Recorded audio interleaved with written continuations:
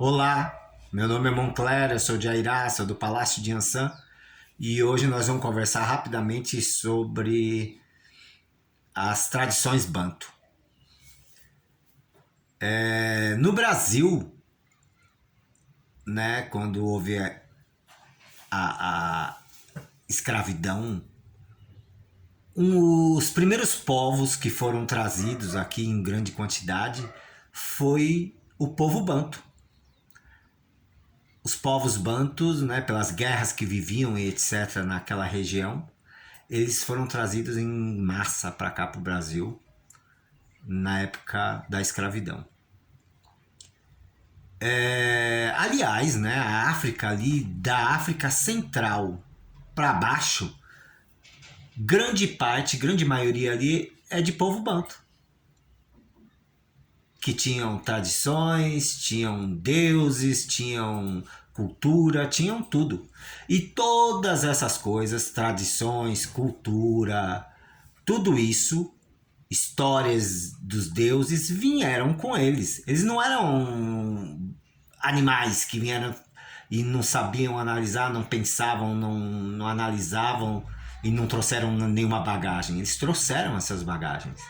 Trouxeram essas tradições, trouxeram os fundamentos, trouxeram as histórias, trouxeram os deuses, os inquices, para cá para o Brasil. Então, esses inquices, eles têm uma história, eles têm tudo isso que foi trazida para o Brasil.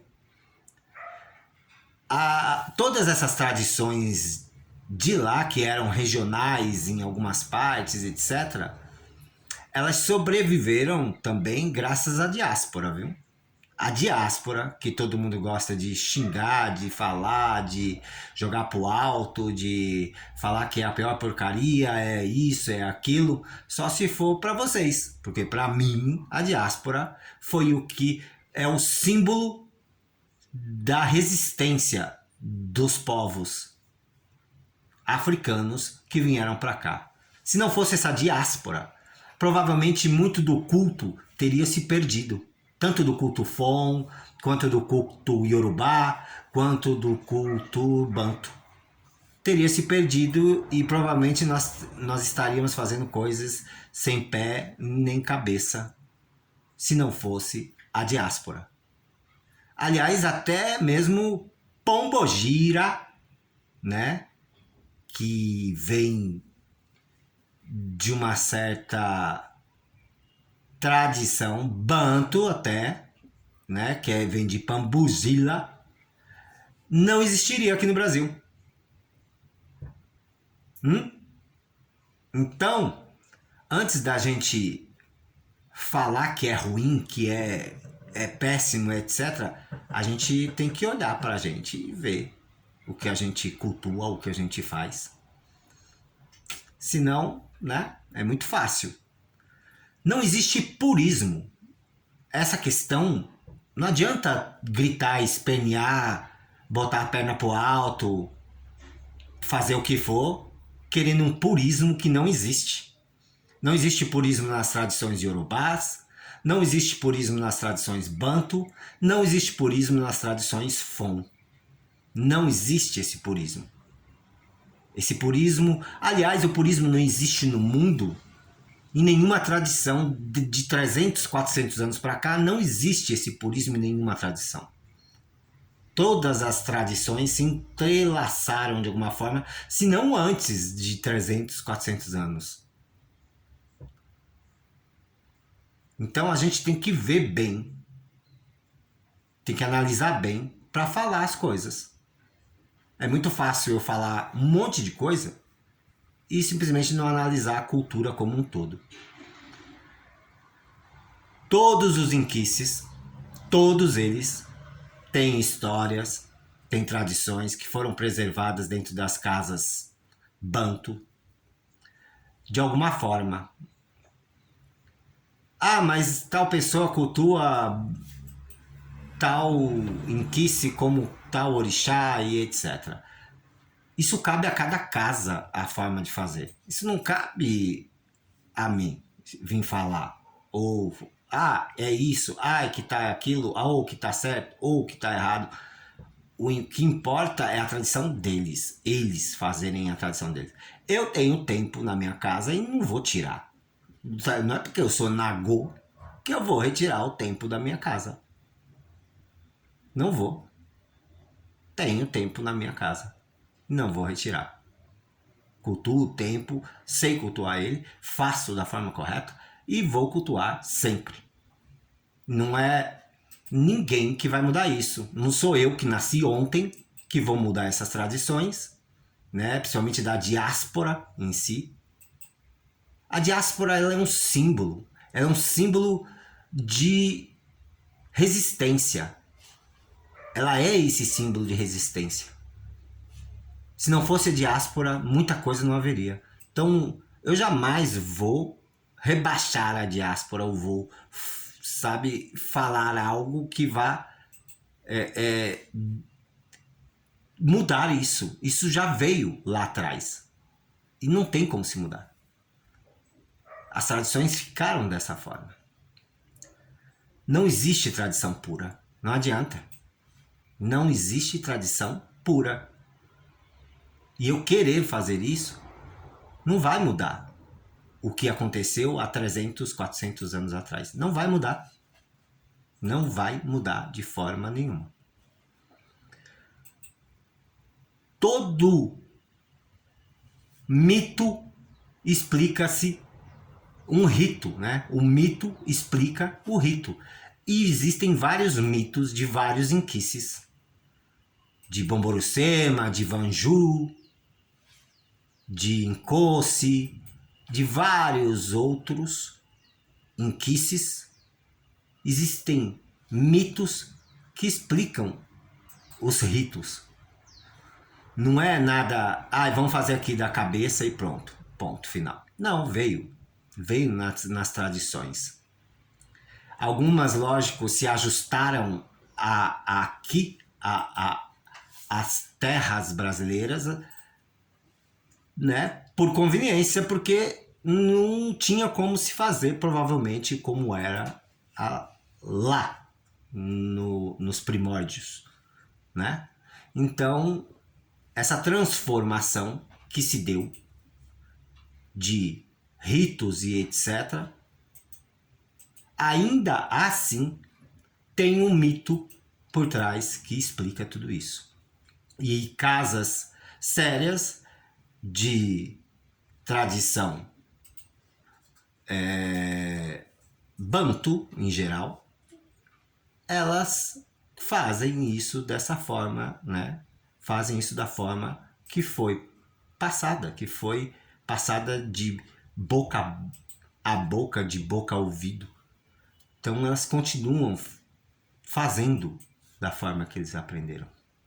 E não cabe a ninguém que nasceu ontem ou que tem 50, 70, 80 anos de santo mudar isso, né? São tradições. Até mesmo a língua, né? Lá no Congo, foi tomado muito pelo cristianismo. O cristianismo chegou lá muito forte, na época já da escravidão lá. Chegou muito forte. E muitas coisas que vieram já vieram com essas inserções católicas e tudo mais. E não vai mudar. Se lá é assim, no próprio Congo era assim e foi assim, aí nós vamos mudar aqui? Não. Então, essas tradições já sofreram na sua própria veia central lá, sofreram alterações. E já vieram com algumas coisas assim para cá. A língua, somos nós que usamos muito dele. Caçamba, né? Capoeira e várias outras coisas, tanto da língua quanto da cultura brasileira, vem do quimbundo, da língua, das várias línguas que o povo banto falava. A gente tem muito disso aqui, na nossa língua portuguesa, nessa língua portuguesa aqui do Brasil, viu? Não foram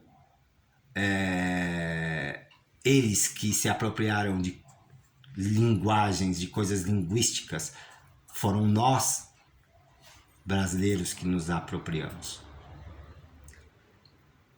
Toda tradição, né, tem essa coisa forte de querer sobreviver e ela tem que se adaptar. Se ela não se adapta, ela acaba morrendo. Foi o que aconteceu aqui no Brasil.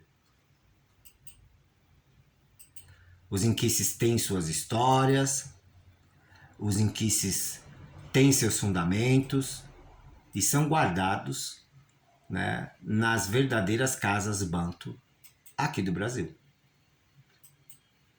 Tem coisas de Angola, de Moçambique, tem coisas do Congo, tem coisas de várias vertentes de Angola dentro do Brasil. É muito vasto para a gente chegar e a gente tentar colocar numa mesma linha todas as tradições, né? Alinhar elas e medir. É muito vasto, é muito grande. Então não adianta, a gente não vai conseguir.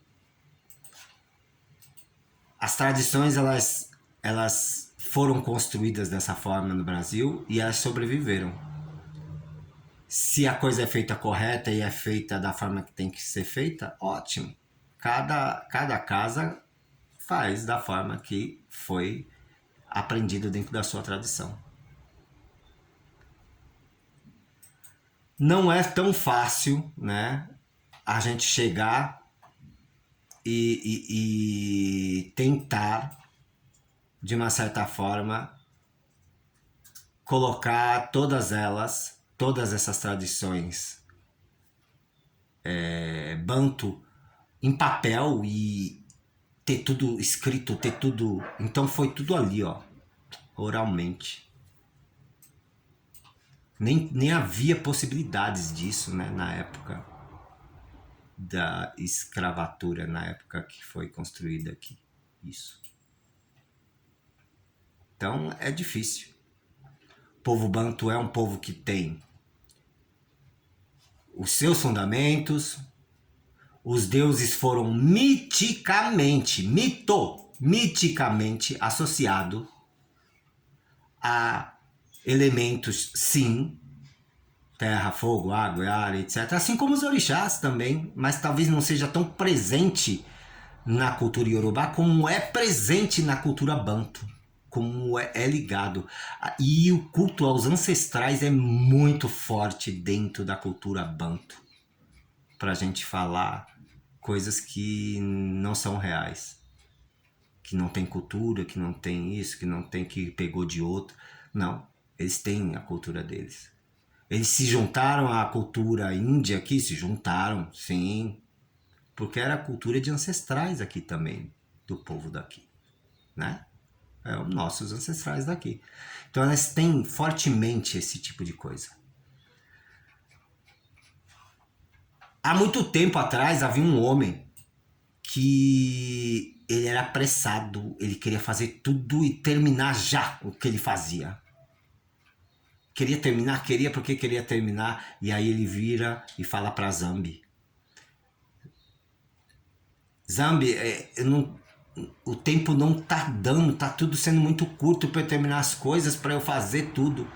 Aí Zambi vira para ele e fala assim: ih, meu filho, eu acho que eu errei na criação porque você é muito apressado. Você é apressado demais. E esse homem vira para Zambi e fala: mas o que eu posso fazer se nada eu consigo terminar quando eu quero, nada eu consigo. E nisso Zambi deu o poder para ele dele reger as estações do ano e reger o tempo. E a partir daí esse homem foi chamado de Tempo, ou Quitembo. Tudo é ao seu tempo. tudo. Zárate.